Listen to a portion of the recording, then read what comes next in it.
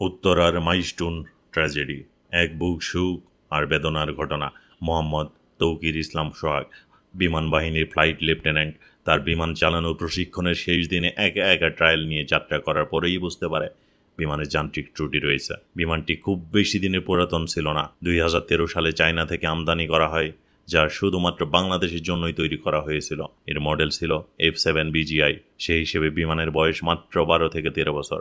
কিন্তু নিয়তির খেলা উড্ডয়নের মাত্র কয়েক মিনিটের মাথায় কন্ট্রোল টাওয়ারের সাথে যোগাযোগ করে সোহাগ। তিনি যথাসম্ভব বিমানটি জনশূন্য জায়গায় ল্যান্ড করাতে চেয়েছিলেন, কিন্তু তার হলো কোথায়? উত্তরার দিয়াবাড়ির কাছে মাইস্টুন স্কুলের বহুতল ভবনে ঢুকে পড়ে। কোমলমতি বাচ্চারা বুঝতেই পারেনি তাদের মৃত্যু আসবে এতটা শব্দ করে। জীবন!